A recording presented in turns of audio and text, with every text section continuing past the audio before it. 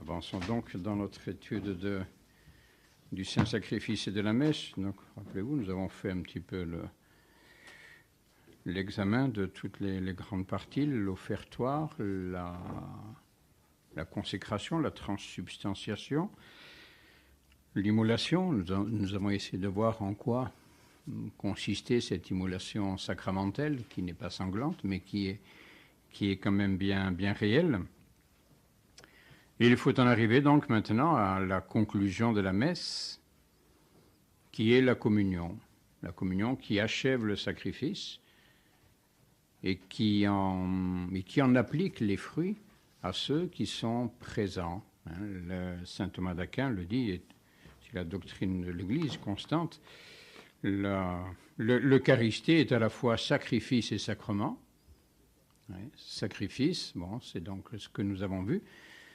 La consécration est sacrement, bien sûr, puisque ce sacrement demeure, voyez, et nous communique les fruits du sacrifice. Précisément, l'application des fruits du sacrifice se fait directement par la communion. Elle peut se faire autrement, mais elle se fait essentiellement par la communion.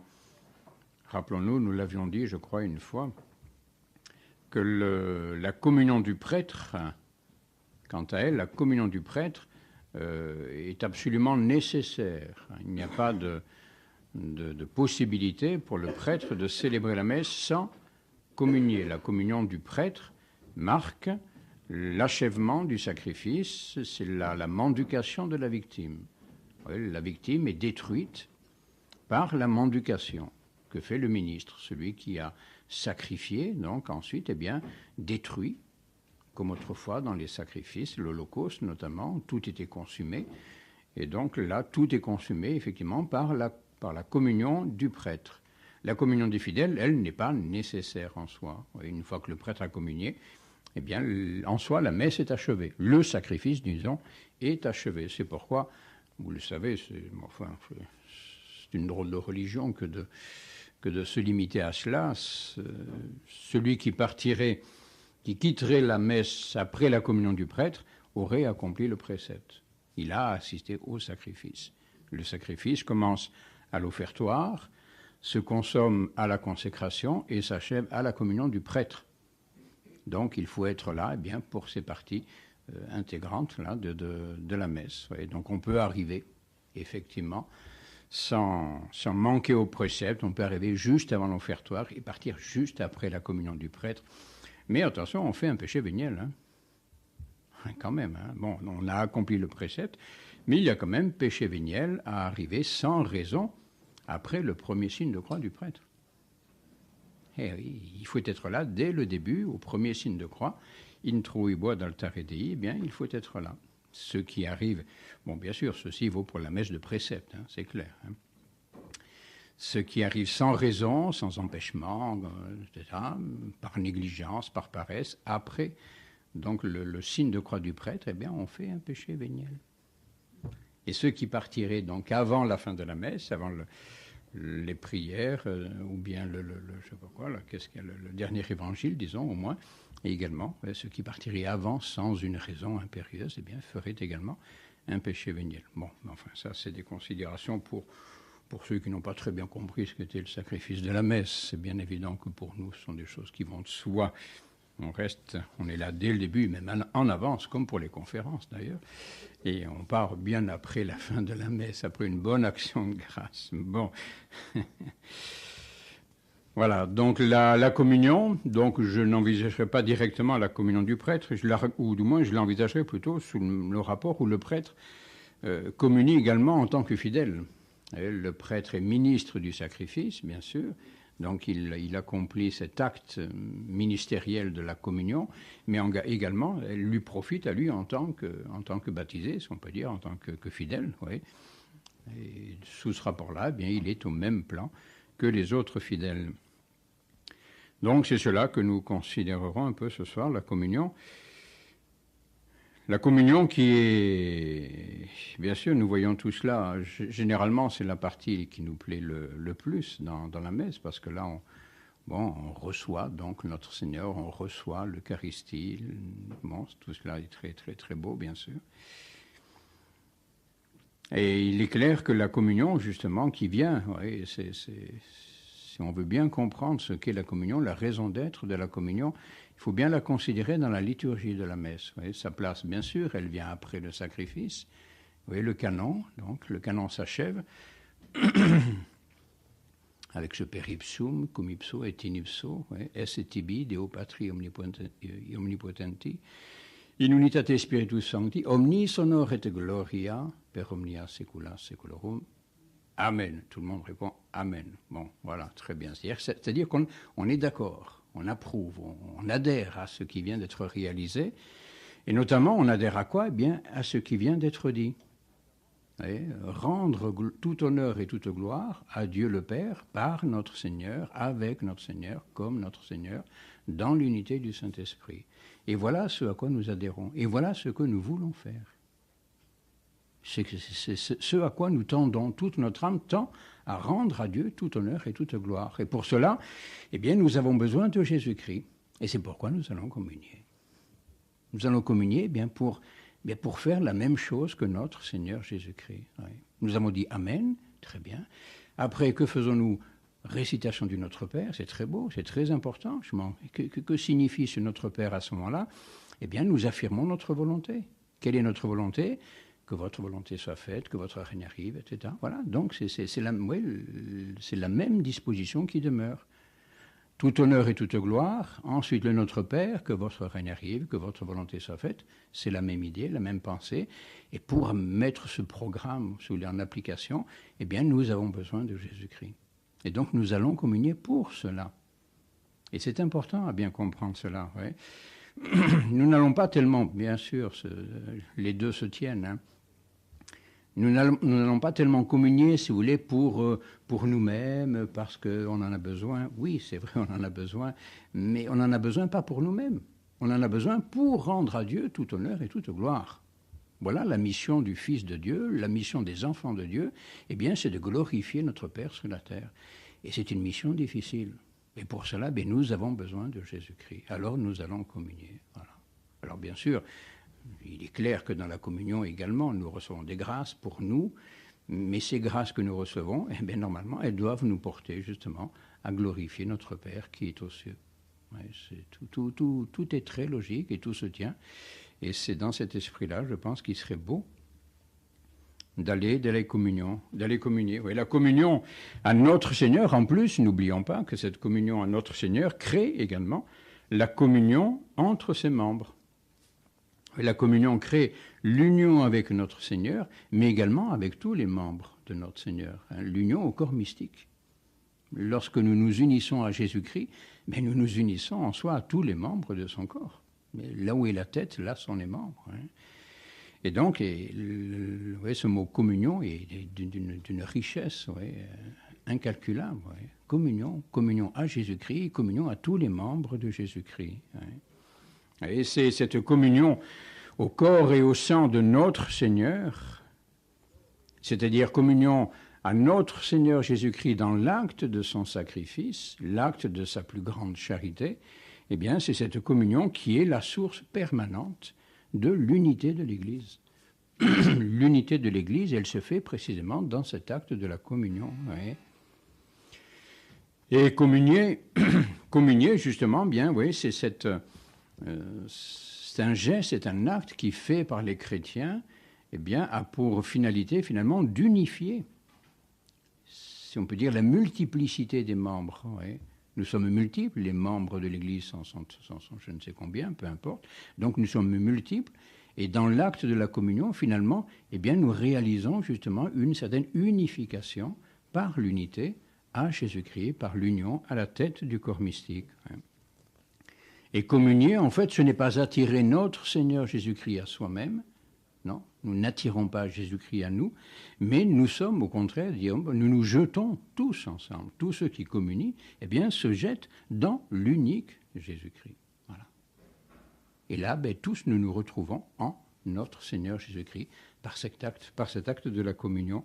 Et donc la communion, c'est là que s'édifie sur terre, le corps mystique et le royaume de Dieu. par l'acte de la communion, fruit du sacrifice, bien sûr, mais dans l'acte de la communion, c'est là que se réalise la communion. Hein.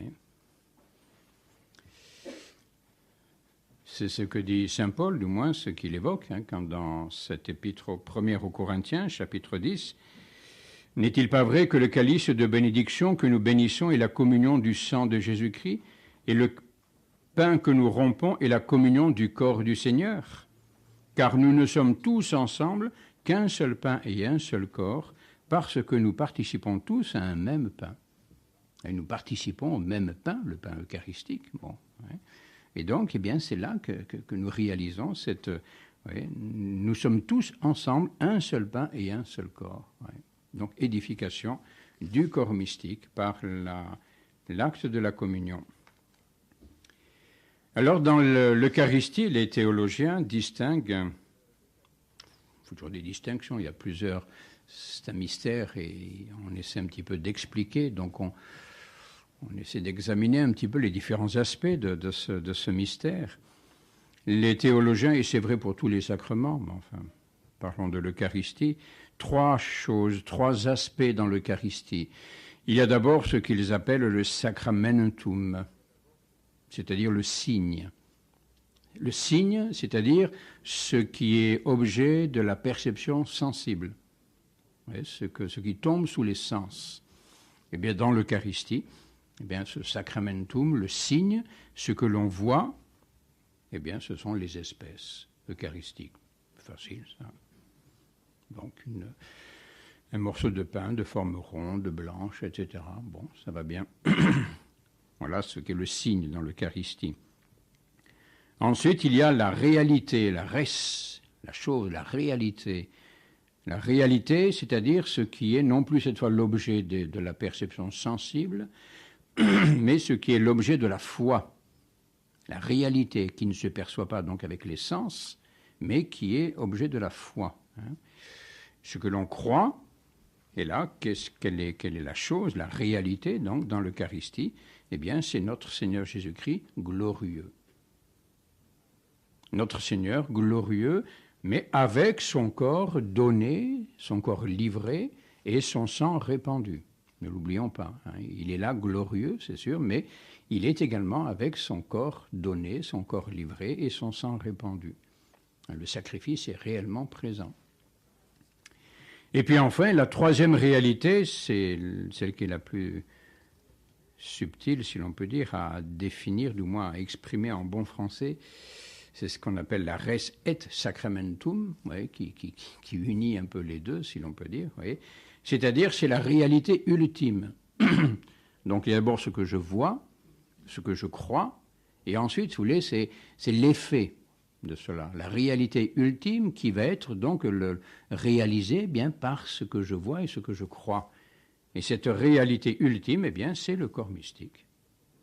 Et dans l'Eucharistie, eh bien, il y a également le corps mystique. La réalité ultime du sacrement de l'Eucharistie, eh bien, c'est le corps mystique qui est contenu, si on veut, dans l'Eucharistie, comme l'effet est contenu dans la cause. C'est l'Eucharistie qui est cause du corps mystique.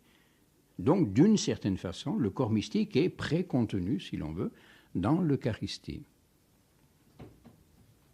Et c'est immense, hein, immense là. Oui. Quand vous communiez, vous vous rendez compte un peu, vous recevez d'une certaine façon, ou bien nous nous jetons d'une autre façon, dans le corps mystique. Oui. C'est par cette union à notre Seigneur Jésus-Christ. Et la réalité ultime, l'effet ultime de l'Eucharistie, de la communion, eh bien, c'est l'édification de l'Église, l'édification du corps mystique.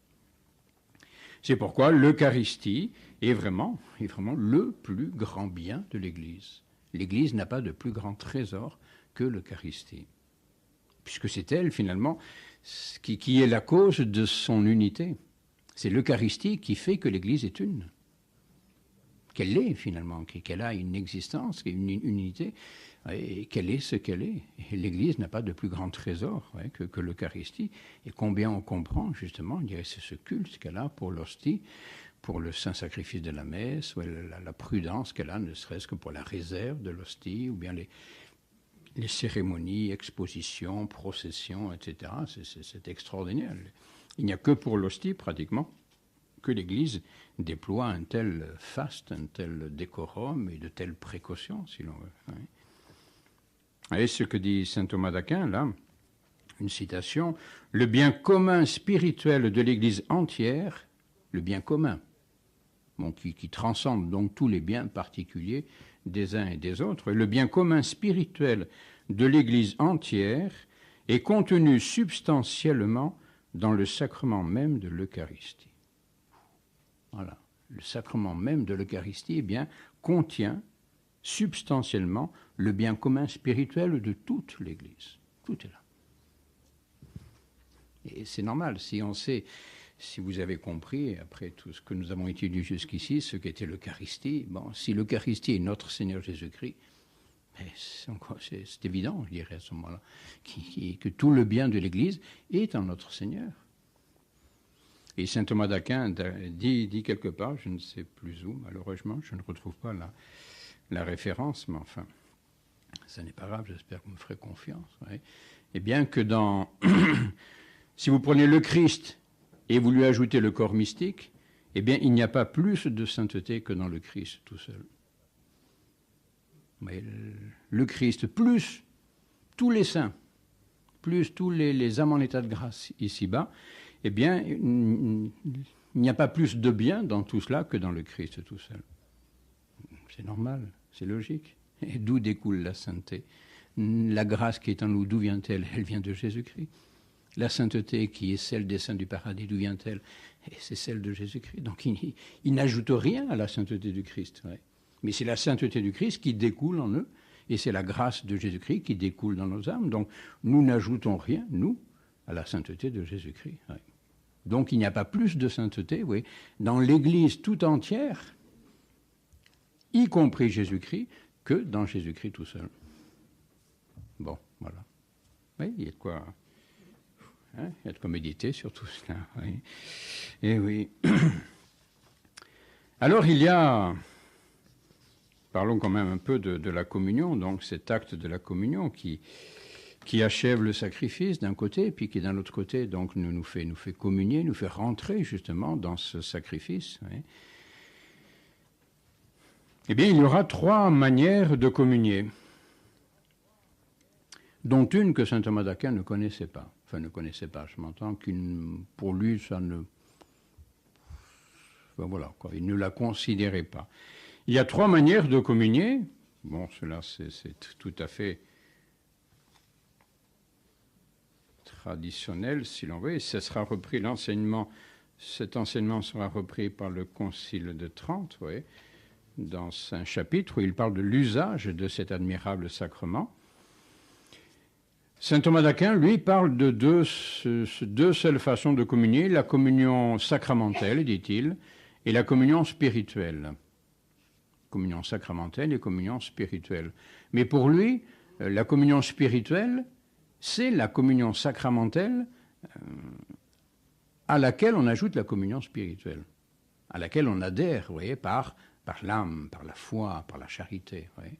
Donc on ne se contente pas de recevoir le sacrement, mais en plus on ajoute, vous voyez, cette communion intérieure de l'âme, de l'esprit, vous voyez, par la foi, la charité. Vous voyez. Donc il distinguait la communion sacramentelle de celui qu'elle est communiée comme ça, simplement par routine, sans y penser, communion purement sacramentelle. Bon, c'est tout. Mais à laquelle manquait la communion spirituelle. Oui.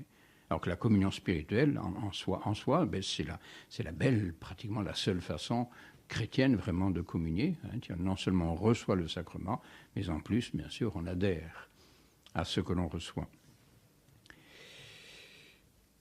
Oui, donc il y a cette première communion, enfin première façon, disons, de communier, oui, qui est celle qui nous est exposée par saint Paul, dont nous avons parlé là un peu, cette communion sacramentelle. Et comment dire cela, disons la communion sacramentelle et spirituelle, qui est la façon normale de communier. Non seulement on reçoit le sacrement, mais en plus, il y a cette communion intérieure par la foi, par l'amour, qui porte justement l'âme qui communie, eh bien, à communier au corps et au sang de la victime. On ne se contente pas de recevoir l'hostie, mais en plus on communie à l'acte sacrificiel. Vraiment, on adhère à cet acte sacrificiel. Bon, par la foi et la charité, tout simplement. On recueille les fruits du sacrifice et on adhère justement à la source, à l'arbre, si l'on veut, dont cette hostie est le fruit. Et cet arbre, c'est le sacrifice. Donc, avec justement cette volonté intérieure, d'imiter notre Seigneur. Et avec lui, de rendre gloire à Dieu son Père, comme il l'a fait lui-même, par le sacrifice de notre vie, selon les dispositions de la providence. Donc là, il y a la communion normale, totale, disons, à la fois sacramentelle et spirituelle. Bon, c'est bien. Ensuite, il y a la deuxième façon de communier, et cette communion seulement sacramentelle. Et elle, c'est la communion que peuvent faire malheureusement, même, disons, les pécheurs. Les pécheurs. Ils communient sacramentellement, mais il n'y a pas la communion spirituelle. Parce que peut-être ils ne sont pas en état de grâce, ou bien ils pensent à autre chose, etc., où il n'y a pas cette adhésion intérieure. Et c'est là-dessus que saint Paul tonnait un peu dans son épître aux Corinthiens. C'est des versets qui font un peu frémir. Quiconque mangera ce pain ou boira le calice du Seigneur indignement sera coupable du corps et du sang du Seigneur. Et c'est grave. C'est-à-dire que celui qui communie sans être en état de grâce, en fait, il participe, il est coupable du corps et du sang du Seigneur. Donc il est coupable finalement de la mort du Seigneur. Coupable du corps et du sang. Donc de la réduction de notre Seigneur à l'état de victime. Celui qui reçoit qui mange ce pain ou boit le calice ainsi, il est coupable. Et de toute façon, il fait un péché, c'est clair. Que l'homme donc s'éprouve lui-même et qu'il mange ainsi de ce pain et boive de ce calice. Car quiconque en mange et en boit indignement, mange et boit sa propre condamnation, ne faisant pas le discernement qu'il doit du corps du Seigneur. Et c'est pour cette raison, il ajoute, qu'il y a parmi vous beaucoup de malades et de languissants, et que plusieurs dorment du sommeil de la mort. Multidormiunt, beaucoup dorment. Et oui, il y en a qui dorment.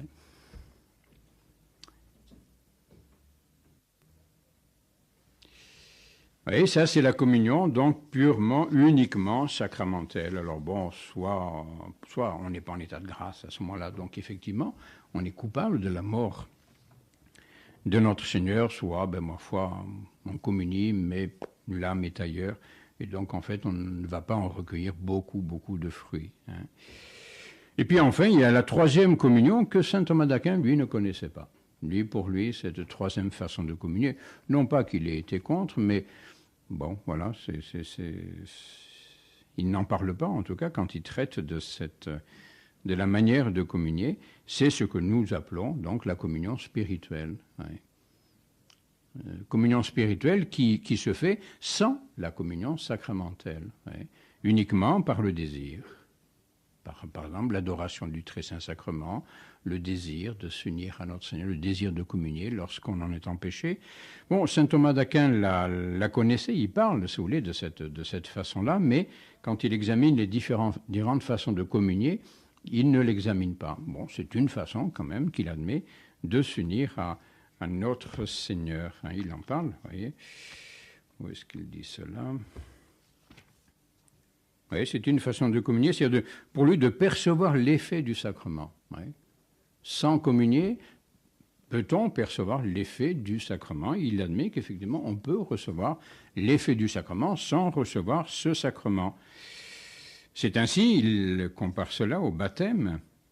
C'est ainsi que certains sont baptisés du baptême de feu à cause de leur désir du baptême, avant d'être baptisés du baptême d'eau. Le désir du baptême, mais le désir de celui qui doit être baptisé, attention. Le désir de l'âme qui aspire au baptême. Bon, ça peut effectivement obtenir l'effet du baptême s'il y a impossibilité d'obtenir le baptême d'eau lui-même. Et de même, certains mangent spirituellement ce sacrement avant de le consommer sacramentellement, par le désir. Cela arrive de deux façons. La première vient du désir de manger le sacrement lui-même. C'est ainsi qu'on dit qu'ils sont baptisés ou qu'ils mangent spirituellement, mais non sacramentellement, ceux qui désirent recevoir les sacrements depuis qu'ils sont institués. Et l'autre manière est figurative, ça c'était pour les pères de l'ancienne loi, qui communiaient d'une certaine façon à l'effet de l'Eucharistie, eh bien, en pratiquant les sacrements de la loi ancienne. Cependant, il ajoutait, bien sûr, la mendication sacramentelle n'est pas inutile, attention. Il ne faut pas se contenter de cette communion purement par le désir. Car la réception même du sacrement produit l'effet du sacrement avec plus de plénitude que le simple désir. C'est évident, je pense du moins. C'est bien d'avoir le désir, mais c'est quand même mieux d'avoir le sacrement. Donc voilà ces trois façons de communier. La communion, donc, sacramentelle et spirituelle, la communion seulement sacramentelle, et puis enfin la communion seulement spirituelle. Et cela a donc été admis, reconnu par le Concile de Trente, l'usage de cet admirable sacrement.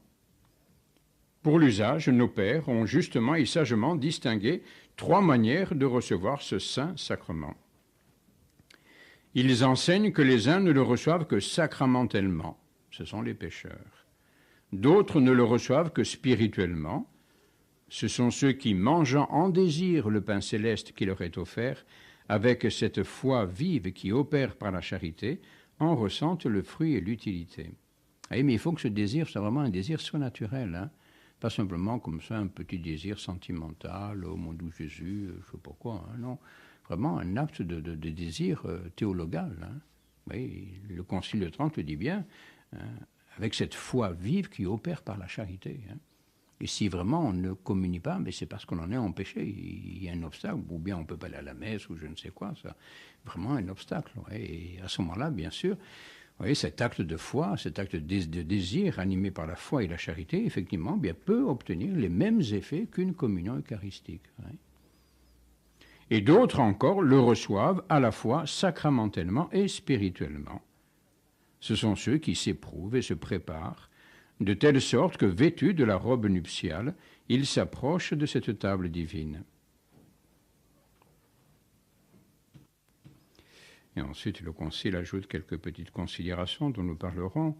Dans la réception sacramentelle, il a toujours été d'usage dans l'Église de Dieu que les laïcs reçussent la communion des prêtres, et que les prêtres qui célèbrent se communiassent eux-mêmes.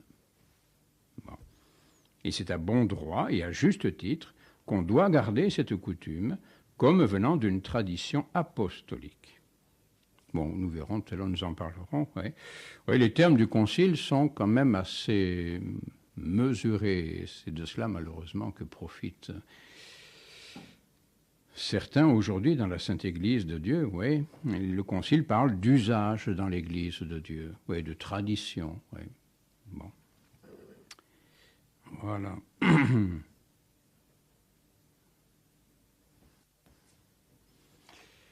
Voilà, donc ces différentes façons de communier, ces trois modes de recevoir donc la communion.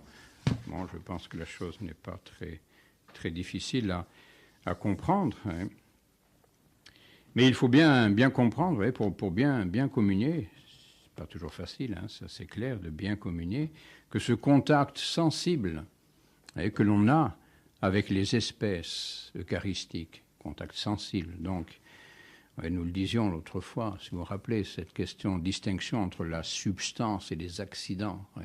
Lorsque vous communiez, eh bien, vous percevez les accidents. Vous recevez, vous sentez le goût du pain. Vous ne sentez pas le goût de Jésus-Christ. Vous avez donc la saveur, l'odeur, éventuellement, la forme du pain. Et derrière ces accidents, vous avez la substance de notre Seigneur Jésus-Christ. Bon. Et donc ce contact sensible avec les espèces et la mendication des espèces n'est que le symbole et le moyen justement de cet autre contact, lui invisible et spirituel, avec notre Seigneur. Et c'est celui-là qui compte. C'est pas le contact sensible avec les espèces. C'est pas parce que l'hostie a bon goût qu'on va communier. C'est des trucs d'enfants, ça, si on veut, quoi, hein. Bon, on peut le pardonner aux enfants, mais pas aux adultes, quand même. Vous voyez, ce contact sensible n'est rien en soi.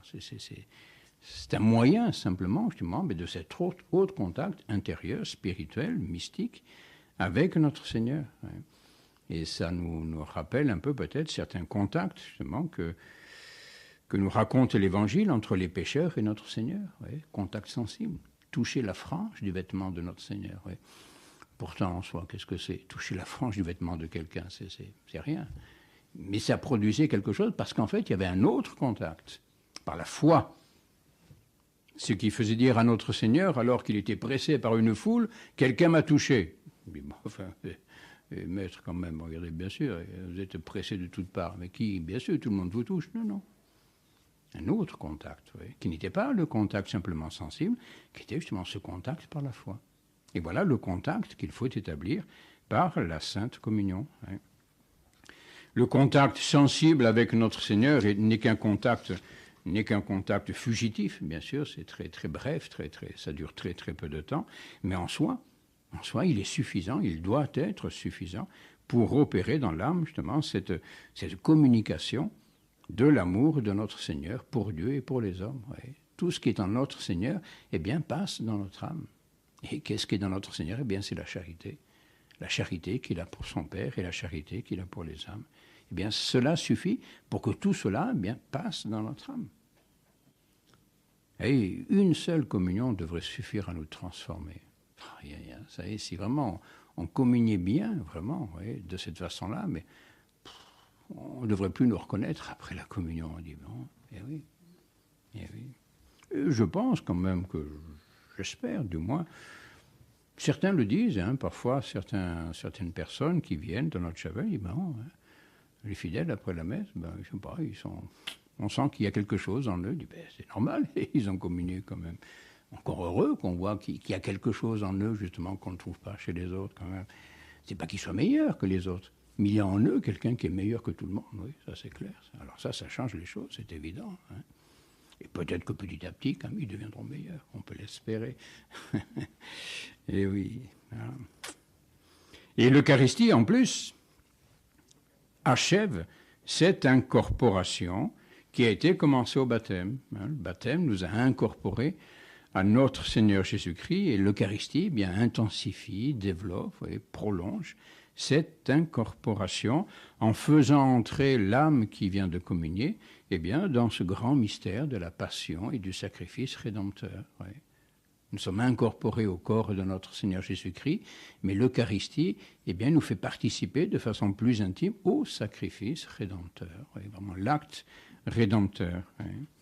Dans le baptême, il est bien clair que tout est déjà précontenu, tout est déjà inscrit, si l'on veut.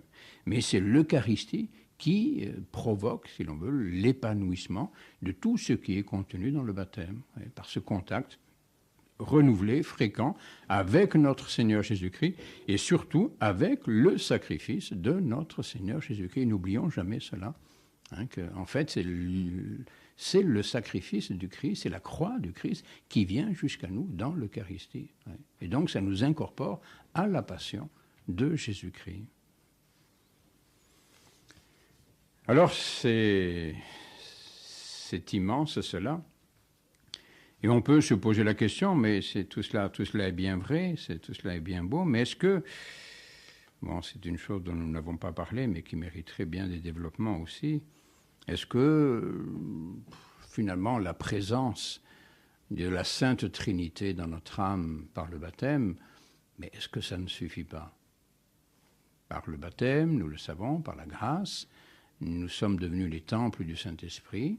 Il y a donc en nous, c'est un dogme de foi, cela, il faut y croire, hein, il y a en nous bien la présence trinitaire.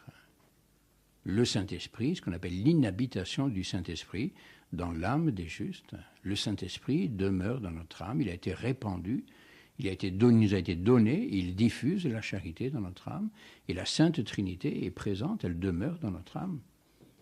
Et bon, alors, si la Sainte Trinité demeure dans notre âme, mais la communion, qu'est-ce que ça nous donne de plus? Qu'est-ce que ça ajoute?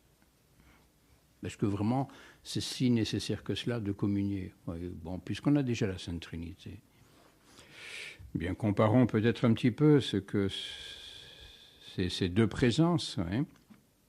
La présence eucharistique, d'abord ne l'oublions pas, nous donne directement notre Seigneur Jésus-Christ, avec son corps, son âme, son sang et sa divinité. C'est autre chose que la présence trinitaire. C'est, si l'on peut dire, quelque chose de plus. Il est certain que Jésus-Christ, étant une des trois personnes de la Sainte Trinité, là où il est, toute la Trinité est présente, bien sûr, mais il y a en plus le corps, le sang et l'âme de Jésus-Christ, qui n'est pas dans la présence trinitaire. La Sainte Trinité, eh bien, ne comprend pas en soi le corps, le sang, si vous voulez, l'humanité de Jésus-Christ. L'humanité de Jésus-Christ, en soi, n'est pas dans la Sainte Trinité, c'est autre chose. Ouais. Alors que l'humanité de Jésus-Christ inclut la Trinité. Donc, en fait, il y a plus, si l'on veut, dans la Sainte Communion que simplement la Sainte Trinité. Ouais. C'est l'humanité et la divinité unis par l'union hypostatique dans la personne du Verbe. Voilà ce qu'il y a dans l'hostie. Bon. Alors que la présence de la Sainte Trinité nous apporte, bien sûr, c'est déjà immense. Hein. Ne me faites pas dire que c'est pas inférieur, mais c'est différent. Hein. Les trois personnes divines.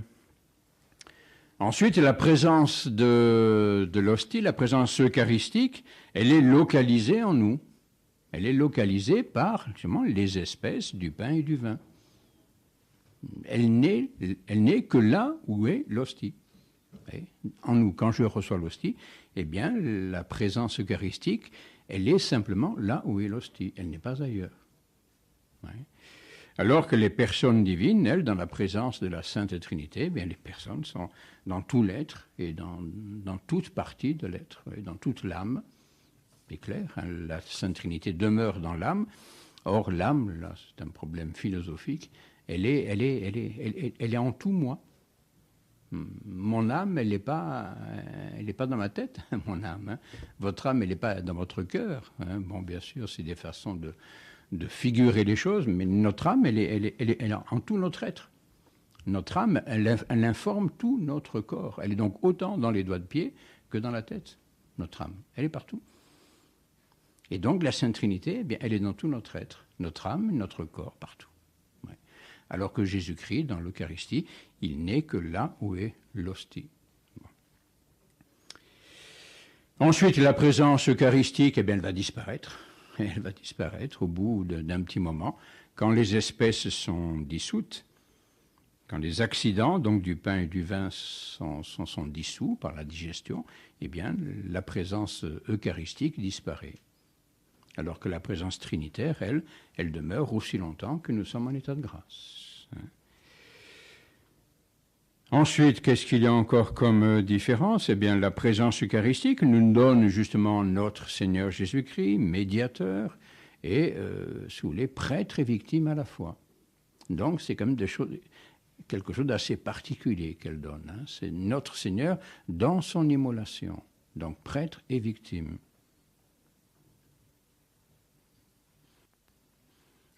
Alors que la présence de la Sainte Trinité, bien simplement, cette présence, si vous voulez, de création et de gouvernement, de providence, oui, qui maintient en nous, qui nous donne la vie, bien sûr, le mouvement, l'être et la grâce. Bon, très bien. Et la présence eucharistique, précisément, en nous donnant, en répandant quand même, puisqu'elle nous donne donc notre Seigneur Jésus-Christ, homme et Dieu à la fois, eh bien, bien sûr, elle répand en nous la grâce, c'est bien évident. Il est clair que nous recevons une grâce tout à fait éminente dans la communion. Et par ce don de la grâce renouvelée, elle permet justement peut-être de mieux saisir la présence de la Sainte Trinité.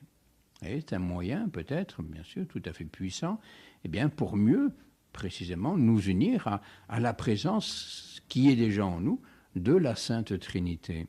Donc, si vous voulez, elle développe un petit peu en nous, si on peut dire, la communion à cette autre présence que nous portions déjà, présence de la Sainte Trinité. Oui.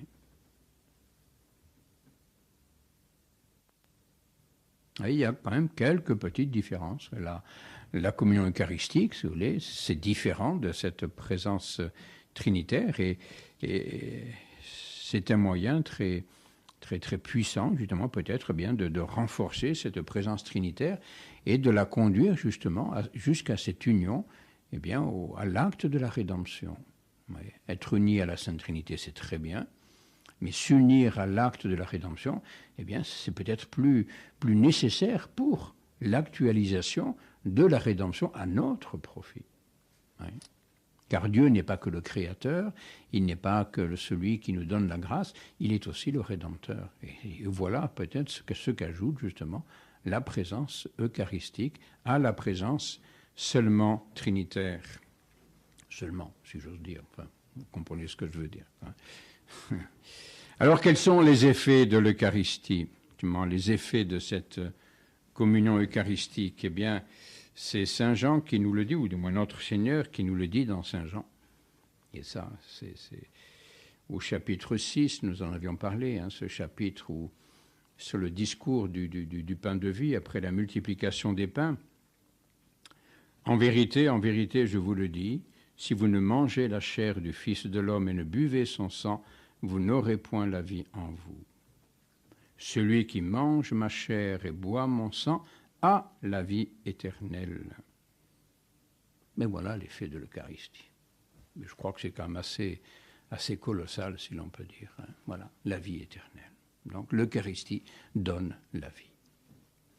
Elle donne notre Seigneur, puisqu'elle est notre Seigneur, donc elle nous donne notre Seigneur, et donc elle opère dans notre âme tout ce que notre Seigneur est venu faire sur la terre. Ça, c'est capital, je crois, à comprendre. Lorsque nous allons communier, finalement, eh bien, je dirais, nous devons avoir le désir que notre Seigneur vienne dans notre âme, eh bien, pour y poursuivre l'œuvre qu'il a accomplie sur la terre. Car c'est cela qu'il fait, effectivement. Alors attention, quelle est l'œuvre qu'il est venu accomplir sur la terre? C'est celle de la rédemption. Alors, c'est au profit de notre âme, au bénéfice de notre âme, mais de quelle façon? Et donc notre Seigneur, la communion eucharistique, nous introduit nécessairement dans l'univers de la rédemption, dans l'acte rédempteur. Et c'est cette union, justement, eh bien, je dirais à la mission, finalement, de Jésus-Christ. C'est pour cela que Dieu s'est incarné, que le Verbe s'est incarné, c'est en vue de l'acte rédempteur, pour glorifier son Père et sauver les hommes. Eh bien, la communion, eh bien, nous fait participer, nous fait communier à la mission de Jésus-Christ. Nous devenons des rédempteurs, non seulement des rachetés, mais également des rédempteurs. Eh oui.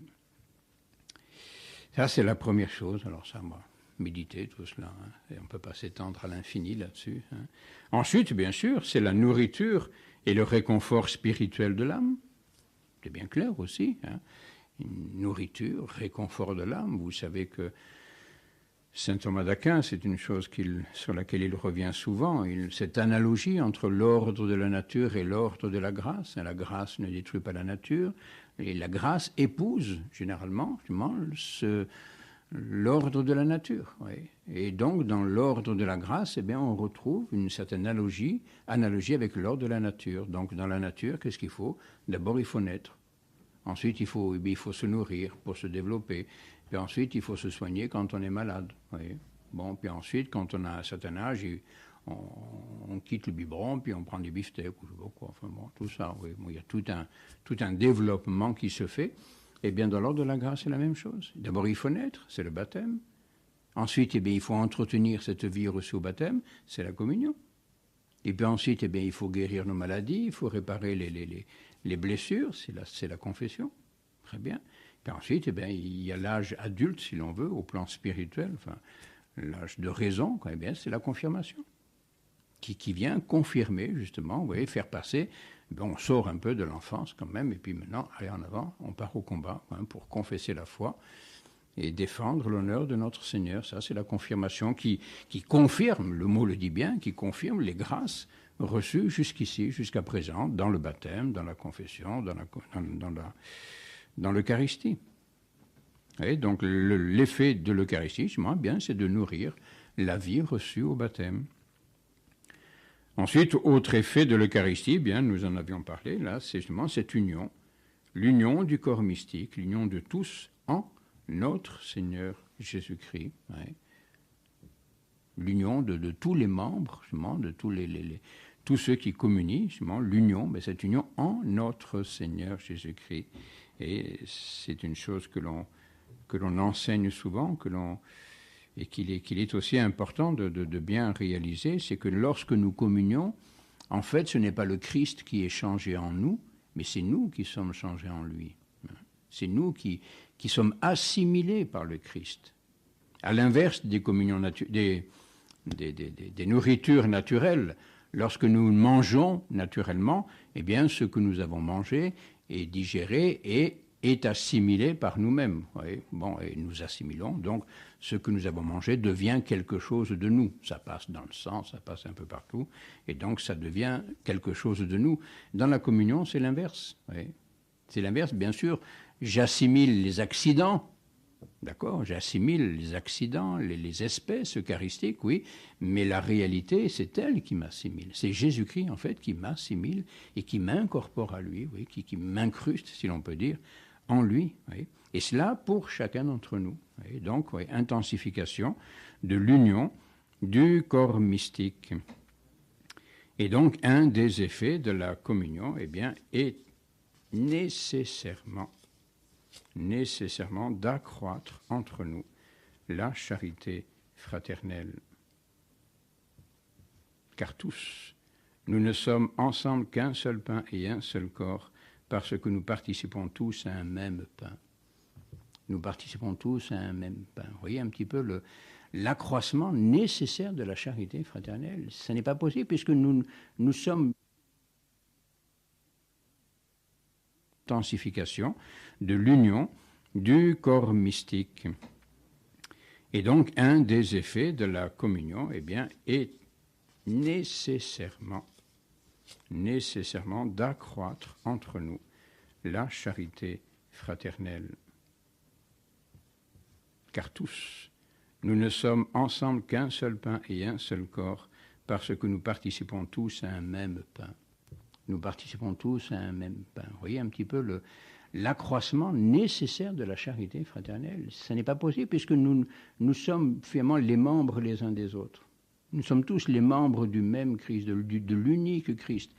Comment un membre peut-il taper sur un autre membre? Ce serait idiot, moi je ne sais pas, moi. C'est pas pour ça, oui. D'un coup on se met à se taper dessus comme ça, bon, on peut le faire, mais c'est pas... Et donc, intensification, accroissement de la charité fraternelle. C'est un effet quasiment nécessaire de la communion, avec en plus un autre effet, donc ça serait le quatrième effet.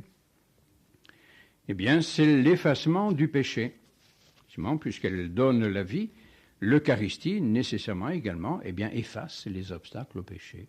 Non pas les péchés mortels, bien sûr, cela, il faut pour les effacer, il faut la confession sacramentelle, mais les péchés véniels, qui sont des obstacles à la vie, qui sont des empêchements, des freins, des petites paralysies qui se mettent sur notre âme, etc.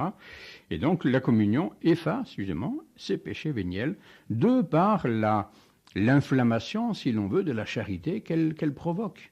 Une communion bien faite accroît en nous la charité. Et cette charité, eh bien, je dirais, un peu comme une fournaise qui se développe, eh bien, pulvérise eh bien, toutes les petites souillures, les péchés qui étaient à la surface. Et donc, effectivement, c'est un des effets de la communion, eh bien, d'effacer les péchés véniels. Si on ne sait pas confesser, il est mieux, bien sûr, de communier en parfait état de grâce, mais enfin, bon, parfois difficile de n'avoir aucun péché véniel à se reprocher, mais à ce moment-là, la communion bien faite, eh bien, peut nous obtenir l'effacement, le pardon de ces péchés véniels.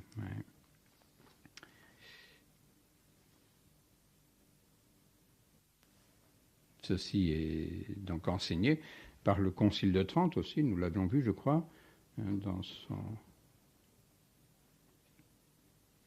qu'il nous dit... Il a voulu que ce sacrement fût reçu comme l'aliment spirituel des âmes, donc aliment spirituel, qui nourrisse et fortifie ceux qui vivent de la vie, de celui qui a dit, etc., et qu'il fut l'antidote qui nous libère de nos fautes quotidiennes et nous préserve des péchés mortels. Oui, l'antidote qui nous libère de nos fautes quotidiennes, donc qui pulvérise les fautes quotidiennes, les fautes vénielles, et nous préserve des péchés mortels. La meilleure prévention du péché mortel, c'est la communion. En soi, quelqu'un qui communierait fréquemment et quotidiennement, normalement, il se met à l'abri du péché mortel. Bien sûr, s'il communie comme il convient, c'est évident. Il a voulu en outre que ce fût un gage de notre gloire future et de notre félicité éternelle. Donc, troisième effet, c'est la vie, cela, si vous voulez, vie éternelle. Et enfin, symbole de cet unique corps dont lui-même est la tête et auquel il veut que nous, ses membres, nous soyons étroitement attachés par les liens très serrés de la foi, de l'espérance et de la charité. Oui. Donc, voilà tous les effets d'une communion bien faite. Et tout cela est tout à fait bien exprimé dans ces très très belles prières. Très très belles prières que fait le prêtre avant sa communion. Ah, il serait à désirer que les fidèles aient... Bon, non. Je trouve que trop de fidèles n'ont pas de missel, je trouve, moi, oui. Bon, enfin, c'est pas une obligation, je sais bien, mais il y a des trésors dans ces missels. Il y a des prières qui sont des merveilles et auxquelles on ne fait pas attention. Et ces trois prières que fait le prêtre avant la communion, bien sûr, on dit c'est le prêtre qui les fait, mais le fidèle peut les faire aussi. Hein. C'est pas du tout défendu, au contraire. C'est ce que le prêtre demande, eh bien, je pense qu'il faut que les fidèles le demandent avec lui. C'est évident. Nous désirons tous les mêmes biens. Voyez. Donc, il ne faut pas laisser le prêtre prier tout seul à l'autel. Voyez, je crois qu'au contraire, il faut appuyer, si on peut dire, sa préparation à la communion, eh bien, sur les mêmes prières que fait le prêtre. Ouais. Les prières que l'Église fait faire au prêtre, mais c'est les plus belles prières que vous puissiez faire pour vous préparer à la communion. Ça vaut toutes les petites dévotionnettes que vous avez dans tous les trucs. C'est très bien tout ça, je ne suis pas contre, mais la liturgie, il n'y a rien de plus beau. Ces prières ont été inspirées par le Saint-Esprit, bonne mère. Qui peut prétendre faire mieux? Dites-moi. Même les grands saints qui ont composé toutes ces belles prières que vous connaissez par cœur, ils sont d'accord avec moi. Hein. Ils n'ont jamais eu la prétention de faire mieux que le Saint-Esprit. Simplement d'aider ceux qui, peut-être ceci, cela. Bon, mais je pense que si on est capable eh bien, de se servir des prières de la liturgie, je pense que vous en êtes capable, mais je pense que c'est beaucoup mieux, beaucoup mieux. Car il y aurait bien des choses à dire là-dessus, hein, c'est vrai. Combien de fidèles, là je déborde un peu du cadre, mais c'est pas grave, font attention, par exemple, à l'antienne de communion, que le prêtre récite donc après la communion, il a distribué la communion, il fait les ablutions, il purifie tout cela, bon, il replie tout, très bien, ensuite il lit une antienne de communion, et puis pendant tout le monde est là, tout le monde dit Jésus, je vous aime, etc. C'est très bien, mais pendant ce temps-là, la liturgie de l'Église continue à se dérouler, l'Église rend grâce à Dieu, et les fidèles sont là, mon petit Jésus, je vous aime. Bon, c'est bien, je veux bien, mais je pense que ce serait beaucoup mieux que les fidèles, eh bien, rentrent, je dirais, dans l'action de grâce de l'Église. C'est la plus belle des actions de grâce.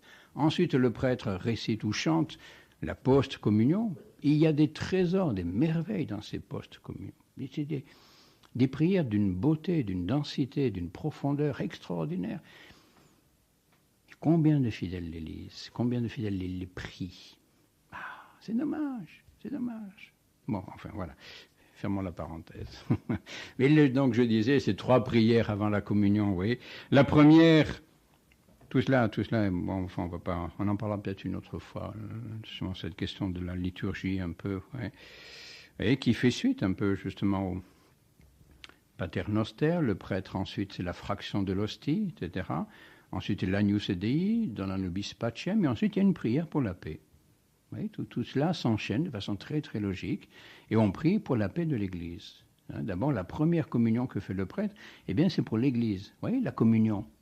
Premier effet de la communion, eh bien, c'est l'union de l'Église, la paix de l'Église. Si tous les fidèles communient, eh bien, le fruit, ça va être la paix de l'Église. Et c'est ce qu'on demande, c'est ce que le prêtre demande Domine Jesu Christi, qui dixisti apostolis tuis, pacem relinquo vobis. Donc Seigneur Jésus-Christ, qui avait dit à vos apôtres, je vous le donne, je vous laisse ma paix, je vous donne ma paix. Ne regardez pas mes péchés, mais la foi de votre Église. Et daignez, selon votre volonté, la pacifier et la rassembler dans l'unité. Oui, voilà ce qu'on demande d'abord, oui, ce rassemblement, donc l'unité et la paix de l'Église. Voilà le premier effet de la communion. Oui. Et ensuite, deux autres prières, là, qui sont plus orientées vers les besoins même des fidèles, les besoins du prêtre, et puis ceux des fidèles, oui, etc. Cette deuxième prière est une merveille de théologie. Hein. Toute la Sainte Trinité est là, d'abord. Oui. Seigneur Jésus-Christ, Fils du Dieu vivant. Donc là, on s'adresse à l'hostie, on s'adresse à notre Seigneur. Hein. Seigneur Jésus-Christ, Fils du Dieu vivant, qui, par la volonté du Père et avec la coopération de l'Esprit Saint, donc la volonté du Père et la coopération de l'Esprit Saint, donc c'est l'œuvre trinitaire, oui, par votre mort, avez vivifié le monde. Voilà. Eh bien, libérez-moi par ce corps et ce sang, par votre corps et votre sang très saint, de toutes mes iniquités. La purification des péchés et de tous les maux. Voilà. Donc, purification.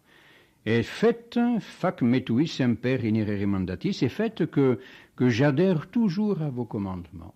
Oui, donc, union vraiment à la volonté du Christ, oui. Cette union de l'âme à l'âme du Christ. Donc j'adhère à vos commandements et ne permettez pas que je sois jamais séparé de vous. Oui, donc union. Oui. Voilà ce que l'on demande, qui nous purifie et qui nous unisse à lui au point bien qu'on ne puisse jamais désobéir à sa volonté et se séparer de lui. C'est magnifique ça. Très très beau.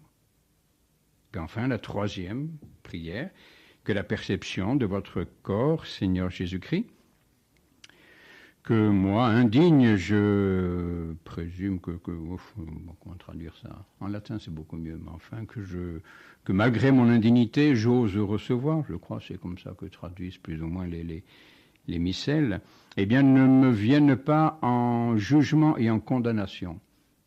Qu'elle ne soit pas finalement ma condamnation, cette perception que j'ose faire. Mais que pour votre piété, votre bonté, qu'elle me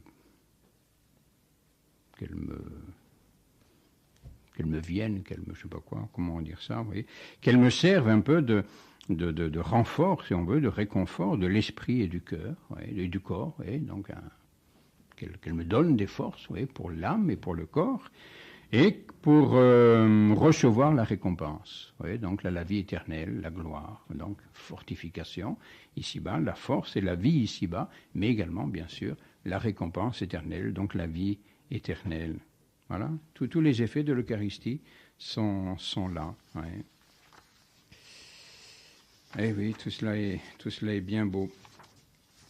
Et regardez là, quelques exemples de saints. Saint Thomas d'Aquin, par exemple, bien sûr, on ne peut pas quand même ne pas parler de lui. Saint Thomas d'Aquin, lorsqu'il célébrait la messe, on dit que souvent, d'abord il avait des extases, on le voyait pleurer également pendant la messe, parce qu'il comprenait, il pénétrait un peu le mystère qu'il célébrait. Et puis cet événement qui est raconté par son biographe, là, c'est les frères qui avaient vécu avec lui. Un jour que frère Thomas célébrait la messe dans la chapelle de Saint-Nicolas de Naples, il fut bouleversé par une extraordinaire émotion. Et après la messe, il ne voulut plus rien écrire ni rien dicter. Fini, terminé. Il avait célébré la messe. Il avait 48 ans, 49 ans, lui quand même, force de l'âge, etc. Enfin, bon. Et donc il suspendit son entreprise au début du traité de la pénitence, dans la 3e partie de la Somme. Et quand frère Reynald s'en rendit compte, il demanda « Mais père, pourquoi abandonnes-tu une œuvre si grande, commencée pour la louange de Dieu et l'illumination du monde ?» Enfin, quand même, quoi. Vous êtes bien parti, là, allez-y, finissez, quoi. Non, je ne peux plus.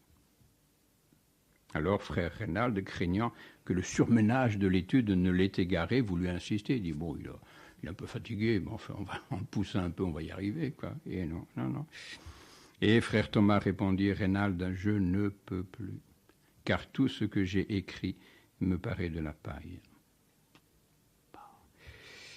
Et ayant répété à peu près ces mêmes mots, il ajouta, au prix de ce qui m'a été montré et révélé. Voilà. Qu'est-ce qu'il avait vu? Il est le seul à le savoir, hein, mais dis-moi, après ce que j'ai vu, non, c'est fini. Tout ce que je dis, c'est de la paille. Oui, pourtant, ce qu'il écrit, c'est pas mal. Hein. Alors, si ça, c'est de la paille, hein, qu'est-ce que ça doit être là-haut, hein. Et oui. Et puis la mort de saint Thomas aussi, oui, c'est vraiment saint Thomas d'Aquin, c'est bien connu, je pense, vous le savez, docteur eucharistique, si l'on veut, son office du très saint sacrement, c'est une merveille, ses prières à la sainte Eucharistie, c'est quelque chose d'extraordinaire. Hein. Et sur la fin de sa vie, vous savez donc qu'il a quitté Naples pour se rendre à Lyon, au concile de Lyon, et puis qui n'est jamais arrivé jusqu'à nous. Il fut surpris par la maladie et, comprenant donc que son heure était venue, eh bien, il se fit conduire chez les cisterciens de Fossanova. Si vous allez un jour en Italie, allez visiter cette très belle abbaye de Fossanova. C'est là qu'il est mort. Donc, au bout de quelques jours, donc, il voulut précisément recevoir, eh bien, le viatique, recevoir les derniers sacrements. Quand on le lui porta, il s'agenouilla pour le saluer. C'est tout à fait digne de méditation pour ceux qui prétendent qu'il faut recevoir le corps du Christ debout. Saint Thomas, lui, mourant, a voulu s'agenouiller pour le recevoir. Hein.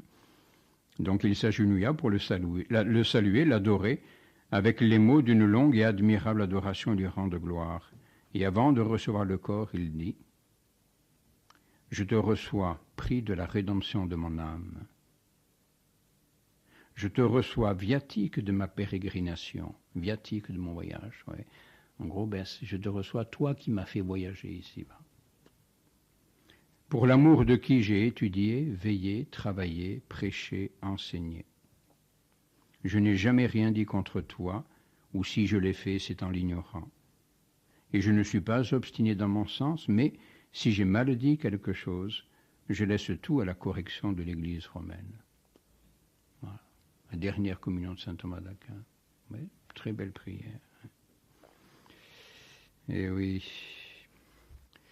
Alors nous pouvons ajouter peut-être, si vous voulez, quelques considérations maintenant peut-être un peu plus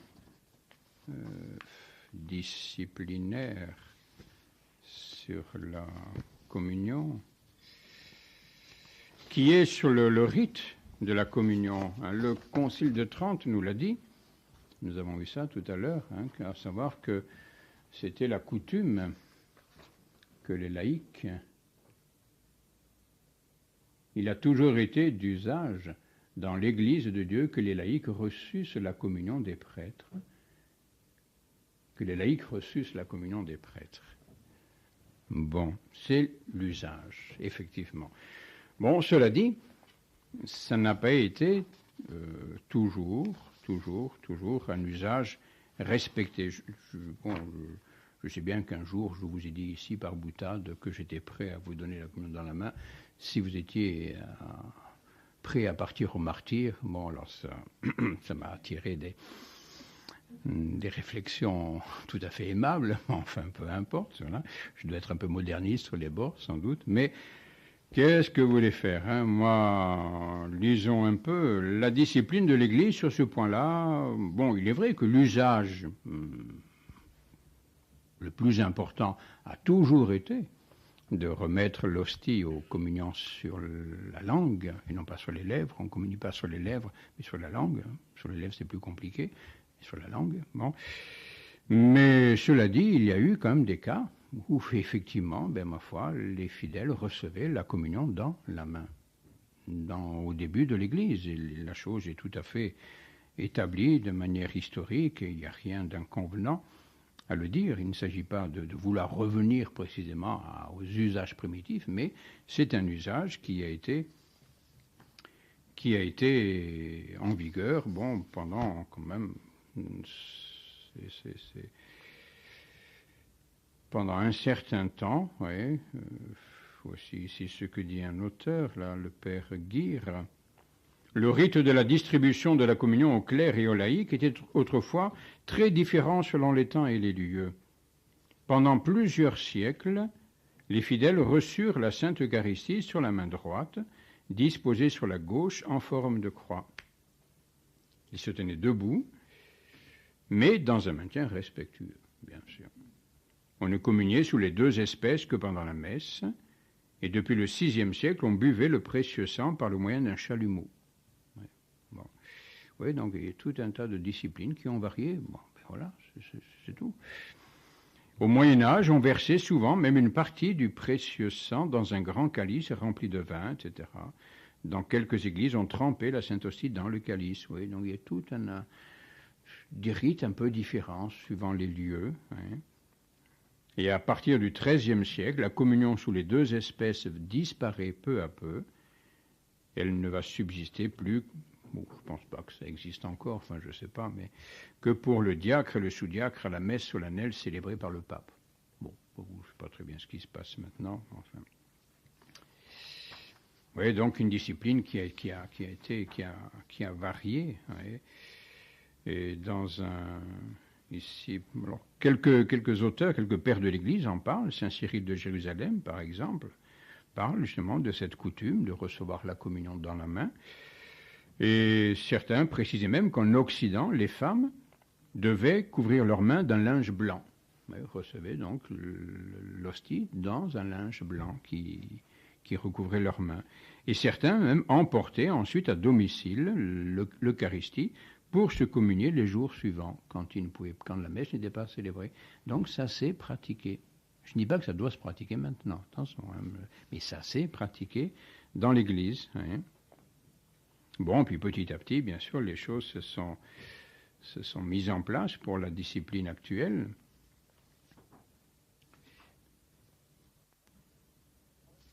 Voici par exemple ici ce que dit saint Basile. Bon, saint Basile quand même, bon, c'est pas moderniste, hein. IVe siècle, en 372, saint Basile, que dit-il? La communion et participation quotidienne au corps sacré et au sang du Christ est chose bonne et utile. Elle est conforme à la claire parole du Christ. Bon, très bien. Quant à nous, nous communions 4 fois chaque semaine, le dimanche, le 4e jour, le jour de la parascève et le samedi. Bon. Nous y agitons d'autres fois s'il y est fait mémoire d'un saint. Dans les temps de persécution, donc là c'est un cas particulier, dans les temps de persécution, en l'absence de prêtre ou de diacre, on est contraint de communier de sa propre main. Il est inutile de montrer qu'il n'y a dans cette coutume rien d'excessif, étant donné qu'une longue pratique la fonde par les faits. Bon, c'est une longue pratique, bon, voilà. Tous ceux qui mènent dans les déserts la vie solitaire, là où ils n'ont pas de prêtre, conservent chez eux la communion et se la donnent à eux-mêmes. À Alexandrie, en Égypte, chaque fidèle laïque conserve chez lui le plus souvent la communion et la prend de sa main comme il le veut. Une fois, en effet, que le prêtre a accompli et donné le sacrifice, celui qui l'a reçu tout entier en une fois, s'il ne le consomme que jour par jour, est amené à penser qu'il le prend et le reçoit de celui qui le lui a donné, etc. Bon. Oui, donc c'est une coutume qui a existé dans l'Église. Bon, il est clair que l'Église, ensuite, petit à petit, a fait disparaître cette coutume, et qu'il faut s'en tenir à la discipline de l'Église, tout simplement. Oui, c'est une question disciplinaire, cela. Bon, une question de prudence, de respect de l'Eucharistie. Alors, suivant les mœurs, je dirais, l'esprit de foi, suivant tout un tas de choses, eh bien, la discipline, effectivement, a varié. Et il est vrai que dans des siècles où la foi s'est peut-être un peu refroidie, je pense qu'il faut justement redoubler de précautions, justement, dans le respect dû à la Sainte Hostie. C'est bien clair, cela. Hein. C'est pourquoi je vous disais que si vous étiez au bord de la Reine, prêt à être dévoré par des lions, là, je serais... Bon, non, je le répète pas parce que... Bon, c'est autre chose, voilà, tout simplement. C'est un autre cadre. Oui. Et on entend parfois, vous voyez, sur cette question de la communion dans la main ou distribution de la communion par des noms consacrés, on entend parfois des arguments qui, à mon sens, ne sont pas les vrais arguments. Hein. On dit, mais il faut avoir les mains consacrées pour donner la communion. Ça n'est pas vrai. Ça n'est pas le véritable argument, vous voyez, pour donner la Sainte Communion. Ça n'est pas le fait d'avoir les mains consacrées, c'est le fait d'être ministre du sacrifice. Seul le ministre du sacrifice peut donner le fruit du sacrifice. Oui. C'est pourquoi, par exemple, le diacre peut donner la communion. Or, il n'a pas les mains consacrées. Le diacre n'a pas les mains consacrées, seul le prêtre a les mains consacrées. Le diacre n'a pas les mains consacrées, et pourtant il peut donner la communion. Alors,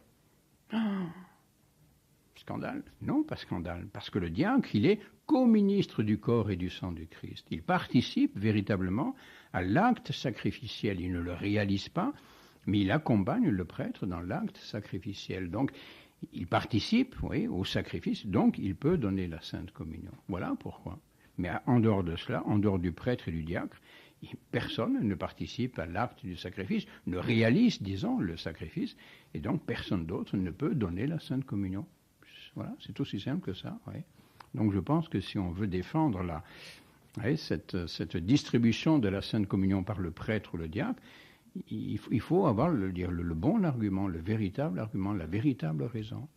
C'est parce qu'ils sont ministres du sacrifice. Les autres, les fidèles, les religieux, religieuses, ou tout ce qu'on peut imaginer, n'étant pas ministres du sacrifice, ne peuvent pas donner les fruits du sacrifice, puisqu'ils ne l'ont pas réalisé. Et seul peut donner les fruits du sacrifice ceux qui l'ont réalisé. Voilà. C'est aussi simple que cela. Et c'est ce qui est dit dans dans l'ordination sacerdotale, lorsque l'évêque consacre les mains du prêtre, il ne dit pas que c'est pour le rendre capable de toucher l'Eucharistie, non, mais c'est parce qu'il va devenir ministre du sacrifice. Ouais, voilà. Daignez, Seigneur, consacrer et sanctifier ces mains par cette onction et notre bénédiction, afin que tout ce qu'elles béniront soit béni, et que ces mains soient capables de bénir, et que tout ce qu'elles consacreront soit consacré et sanctifié au nom de notre Seigneur Jésus-Christ. Voilà. Voilà pourquoi on consacre les mains du prêtre, pour qu'il devienne capable de bénir et de consacrer. Bon, il en est capable, si vous voulez, mais que ses mains, soient pures et dignes pour cela, tout simplement. Oui. Bon. Alors, il y a autre question disciplinaire, dont le Concile de Trente a parlé, là.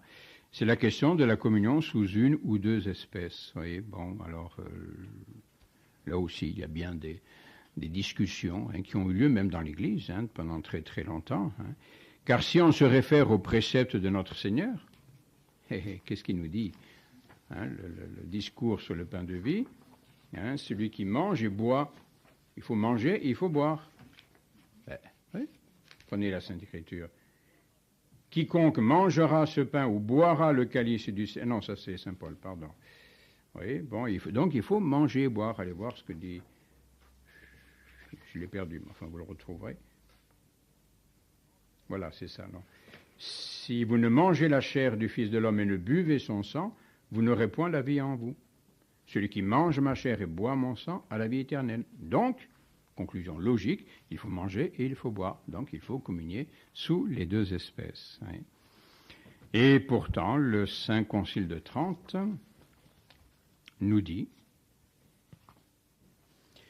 le Saint Concile, instruit par l'Esprit Saint, guidé par le jugement et l'usage de l'Église, déclare et enseigne qu'aucun commandement divin n'oblige les laïcs et les clercs qui ne célèbrent pas à recevoir le sacrement de l'Eucharistie sous les deux espèces, et qu'il n'y a aucune raison de douter, sans léser la foi, que la communion sous une seule espèce suffise au salut. Donc, le Saint Concile de Trente dit attention, il ne faut pas prendre cela pour un précepte formel de notre Seigneur Jésus-Christ. Bien que le Christ, à la dernière scène, ait institué et distribué à ses apôtres ce vénérable sacrement sous les espèces du pain et du vin, cette institution et ce don n'ont cependant pas pour but d'obliger tous les chrétiens à recevoir l'une et l'autre espèce en vertu d'un commandement du Seigneur. On ne peut pas non plus conclure du discours du chapitre 6e de Saint Jean que la communion sous les deux espèces est un commandement du Seigneur, de quelque manière qu'on le comprenne, d'après les interprétations diverses des pères et des docteurs. Vous voyez, il y a la tradition de l'Église, l'interprétation qu'en ont donné les pères de l'Église, qui avaient reçu peut-être des traditions des apôtres, qui complètent la lettre de l'Évangile. Car celui qui dit « Si vous ne mangez la chair du Fils de l'homme et si vous ne buvez son sang, vous n'aurez pas la vie en vous », bon, oui, donc les deux, dit également « Si quelqu'un mange de ce pain, il vivra éternellement ». Ah, voyez, donc il ne faut peut-être pas le prendre strictement à la lettre. Oui. Si quelqu'un mange de ce pain, il vivra éternellement. Et celui qui dit, celui qui mange ma chair et boit mon sang a la vie éternelle, dit encore, le pain que je donnerai est ma chair pour le salut du monde. Donc là, il ne parle que du pain. Oui. Donc attention, avant de donner une interprétation stricte du discours sur le pain de vie. Qui mange ce pain vivra éternellement, dit-il encore en Saint Jean. Oui, donc, voilà, attention. Donc, il faut voir simplement la tradition de l'Église. Oui.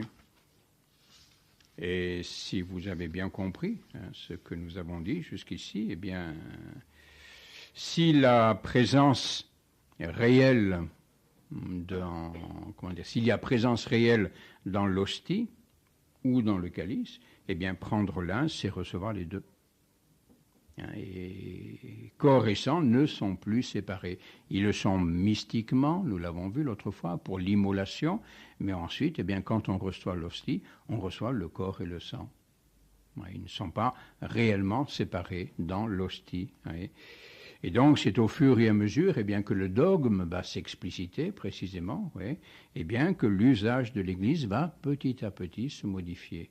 Au fur et à mesure que l'Église précise la nature de l'Eucharistie, le dogme de la présence réelle, de la transsubstantiation, etc., eh bien, dans le même temps, eh bien, l'usage de l'Église eh bien, va suivre, si l'on peut dire, cette explicitation dogmatique. La séparation des deux espèces est essentielle au symbolisme du sacrement en tant qu'il nous communique les fruits de l'acte rédempteur. Il est essentiel, ce symbolisme, mais communier sous une seule espèce eh bien, préserve sans aucune difficulté ce même symbolisme, puisqu'il conserve l'aspect nutrition, nous sommes nourris, et également l'aspect unité de l'Église. Tout est préservé par la communion à une seule espèce. Donc, la question est purement disciplinaire. C'est tout. Communion sous les deux espèces, c'est uniquement une question de discipline. Et il est clair que dans l'Église, il est vrai que dans l'Église, eh bien, jusqu'au XIIe siècle à peu près, la communion sous les deux espèces a été pratiquée de façon assez répandue.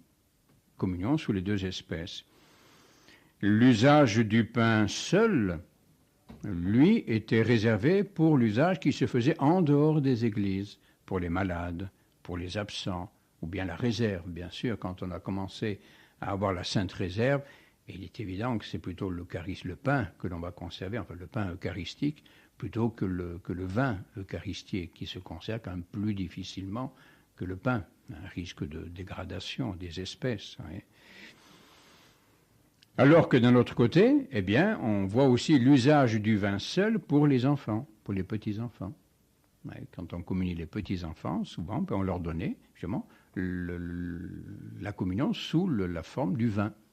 Plus facile peut-être à déglutir qu'une hostie, qui parfois est peut-être un peu difficile à avaler pour les tout petits-enfants. Bon. Même à partir du 7e siècle, on voit dans certains endroits, mais ce sera condamné plutôt, ce qu'on appelait l'intictio panis, donc le pain trempé dans le vin. Ça a été condamné, ceci au XIe siècle, XIIe siècle, par des conciles locaux. Ça se pratiquait, mais ça a été condamné. Et c'est à partir du XIIIe siècle, pratiquement, bien que l'usage actuel a prévalu et s'est imposé à peu près partout, donc donner l'hostie sous la forme du seul pain. C'est cet usage, d'ailleurs, qui était... par exemple, la messe que nous célébrons, enfin, ce n'est pas une messe, mais enfin, ce qu'on appelle la messe des pré-sanctifiés, donc la liturgie du vendredi saint, et ça partout, eh bien, c'était uniquement sous la forme du pain, l'hostie, le rite de la communion pour le vendredi saint, eh bien, c'était uniquement, toujours, sous la forme de l'hostie et du pain.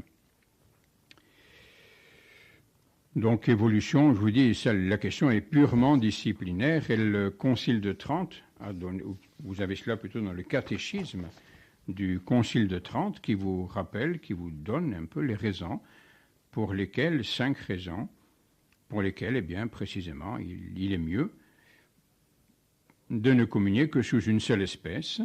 D'abord, on devait trembler de répandre à terre le sang de Jésus-Christ, donc crainte de renverser simplement du sang.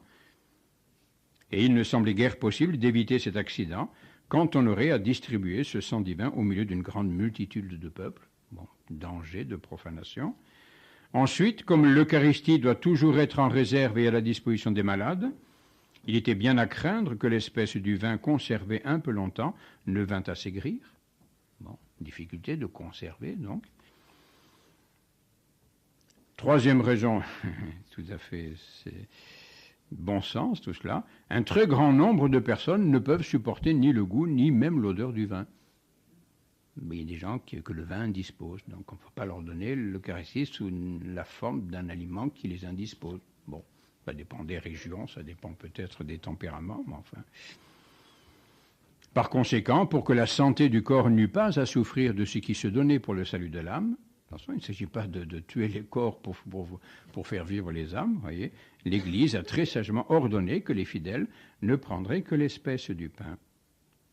Ajoutez à toutes ces raisons, donc ça c'est la quatrième, ajoutez à toutes ces raisons que beaucoup de contrées ne produisent absolument point de vin, et que l'on peut s'en procurer ailleurs qu'à très grands frais, et qu'en faisant venir de fort loin et par des chemins très difficiles, bon, certaines régions, donc difficulté peut-être, de se procurer du vin, donc on en trouve, mais bon, ce n'est pas la forme la plus adéquate pour distribuer l'Eucharistie aux fidèles. Il faut quand même moins de vin pour la célébration de la messe et la communion qu'il ne faut d'hostie aujourd'hui, grâce à Dieu. Et enfin, cinquième raison, et c'est là ce qui importe le plus dans cette affaire, de quoi s'agissait-il? Eh bien, d'extirper l'hérésie de ceux qui prétendaient que Jésus-Christ n'était pas tout entier sous chaque espèce. Et voilà la raison peut-être la plus importante. Extirper cette hérésie, ceux qui croient que Jésus-Christ n'est pas tout entier dans l'hostie, sous l'espèce du pain. Que celle du pain contenait seulement le corps séparé du sang, et celle du vin seulement le sang séparé du corps. Et dès lors, pour exposer aux yeux de tous la vérité catholique d'une manière plus sensible, on ne pouvait rien arrêter de plus sage que d'introduire la communion sous la seule espèce du pain. Et ça, c'est sans doute la raison la plus importante, justement pour défendre la foi dans la réalité de la présence réelle, sous l'espèce du pain. Voilà, une dernière petite conclusion, encore quelques minutes quand même. L'exemple de Saint François d'Assise, bien sûr, c'est Saint François d'Assise qui n'a jamais voulu être prêtre. Saint François d'Assise, vous le savez, était diacre. Il n'a jamais voulu recevoir le sacerdoce, il s'en jugeait indigne. Mais il conjurait les chefs des peuples de recevoir avec amour le très saint corps et le sang très saint de notre Seigneur Jésus-Christ en sa sainte mémoire. Et son biographe, la Thomas de Celano, nous dit qu'il brûlait d'amour jusqu'au moelle pour le sacrement du corps du Seigneur. Il n'avait pas voulu être prêtre, mais il aimait l'Eucharistie. Et il demeurait frappé de stupeur devant cette miséricorde pleine de charité, et surtout devant cette charité si miséricordieuse. Ne pas entendre chaque jour au moins une messe, lorsqu'il n'avait pas d'empêchement, lui aurait paru une faute grave. Il communiait souvent, et si pieusement que sa piété se communiquait aux autres. Il apportait à cette action si sainte tout son recueillement, faisait à Dieu le sacrifice de tous ses membres, et en recevant l'agneau immolé, il immolait son esprit dans le feu qui brillait toujours sur l'autel de son cœur. Il suppliait ses frères de témoigner toutes sortes de respect et d'honneur au très saint corps et au sang de notre Seigneur Jésus-Christ, par qui tout ce qui était dans le ciel et sur la terre a été pacifié et réconcilié avec le Père Tout-Puissant. Frères qui sont prêtres, ils demandent qu'ils célèbrent avec une intention sainte et pure, non pour un motif terrestre, etc., etc. Bon. Et sa dévotion pour l'Eucharistie lui faisait rendre aux prêtres des honneurs capables à chaque instant de les bouleverser. Il disait souvent, « S'il m'arrivait de rencontrer en même temps un saint descendu du ciel, voilà, et un prêtre, et un pauvre petit prêtre, disait-il, je commencerai par rendre mes hommages au prêtre et je me précipiterai pour lui baiser les mains. Je dirai, attendez, Saint-Laurent, car ses mains touchent le Verbe de vie et possèdent un pouvoir surhumain. » Voilà le respect que les saints, cette adoration qu'ils avaient pour l'Eucharistie, et qui se traduisait, s'achevait en respect pour les pauvres petits prêtres, dont les mains sont consacrées pour toucher le Verbe de vie. Et oui. Ainsi soit-il. À moins qu'il y ait des questions à poser. Oui. Cette fameuse parole de saint Thomas d'Aquin, que tout ce qu'il a écrit n'était que Pâques, est malheureusement repris par les ennemis de la tradition. Vous voyez bien la tautologie, ça me convient, puisque ce n'est que feu de paille. Je le sais parce qu'un de mes proches me le dit. Eh oui, non mais c'est vrai. Oui. Alors, qu'est-ce que je peux répondre? Ben, que c'est vrai, c'est de la paille à côté de la gloire du paradis. Tout ce que diront les plus grands saints ici-bas sur Dieu, ce sont des balbutiements à côté de ce que nous verrons dans l'éternité. C'est vrai, ça. Ah, ça, c'est vrai. Ce que nous verrons dans l'éternité, c'est... Saint Paul dit que c'est ineffable. On ne peut pas le dire. On ne peut pas le dire. C'est ça dont il s'agit là. Hein. Quand saint Thomas d'Aquin dit c'est de la paille à côté de ce qui m'a été donné de connaître, de voir. Or, qu'est-ce qu'il avait vu? Une révélation de, je ne sais pas moi, de quoi, mais de l'éternité. Hein. Alors ça c'est clair, ça. Alors là, oui, il n'y a pas de problème. Hein. Tout ce que peut dire même l'Église ici-bas, ça reste un langage humain, hein. Qui est à notre portée, qui essaie de traduire en mots humains quelque chose qui nous dépasse tous, hein, et qu'on ne peut pas dire, qu'on ne peut pas imaginer. Alors ça, d'accord, oui, c'est vrai.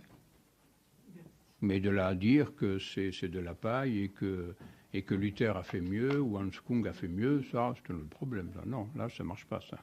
Enfin, c'est peut-être dans ce sens-là que l'entendent vos contradicteurs, non, je ne sais pas, mais enfin... Je sais pas, mais enfin, c'est... Eh oui. Pendant la messe, on reçoit 2 fois l'absolution.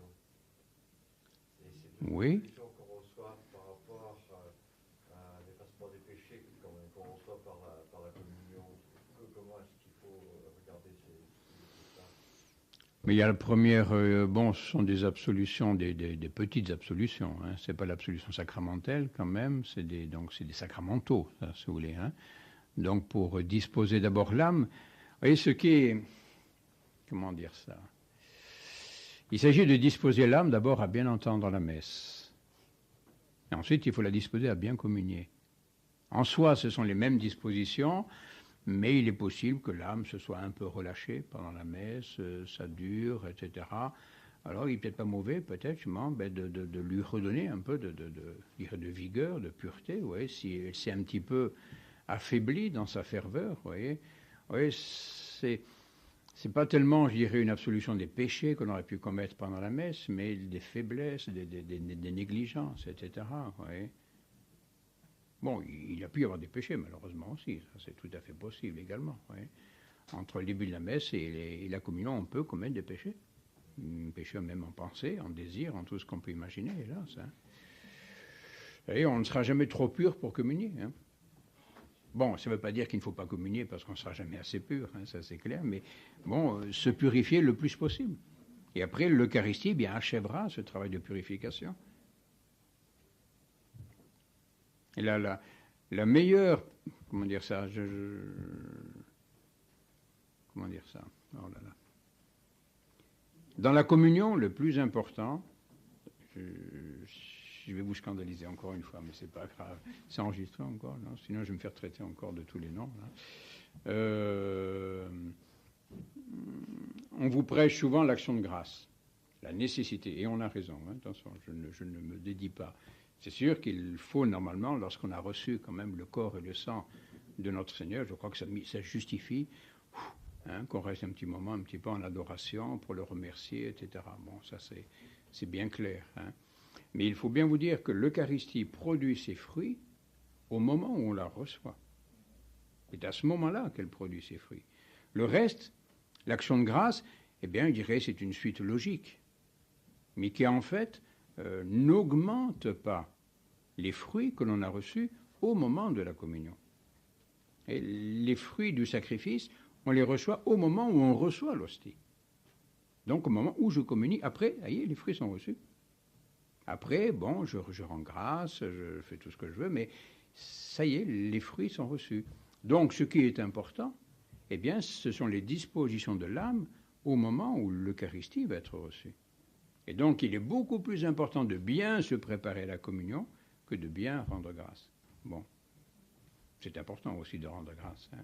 Mais il est plus important simplement, eh bien, de bien se préparer. Que l'âme soit bien disposée au moment où elle reçoit l'Eucharistie, parce que l'Eucharistie va agir en fonction des dispositions où elle va trouver l'âme. Si elle tombe dans une âme toute belle, toute enflammée de charité, de désir, alors là, les fruits, ça va pénétrer comme dans du beurre, si j'ose dire. Enfin, voilà. C'est parfait, là. Et la meilleure préparation à la communion, hein, si on parle de la préparation, c'est la messe. La messe, chez moi, elle est toute orientée à nous préparer à faire une sainte communion. Celui qui suit la messe, vraiment, qui s'unit à toutes les prières qui sont faites par le prêtre, etc., ben, normalement, au moment de la communion, ben, il est tout disposé à faire une belle communion. Et je pense, et Monseigneur aussi le pensait un peu, ça peut-être, attention, je m'aventure un peu peut-être, mais Monseigneur le disait, donc je peux le dire aussi, qu'à certaines époques dans l'Église, on a trop intensifié la dévotion eucharistique au détriment de la dévotion à la messe. Oui. C'est bien l'Eucharistie, c'est bien les processions du Saint-Sacrement, les congrès eucharistiques, tout ça c'est très bien, c'est magnifique, mais il ne faut pas perdre de vue que le sacrement, il est sacrifice. Oui, donc peut-être un équilibre à conserver.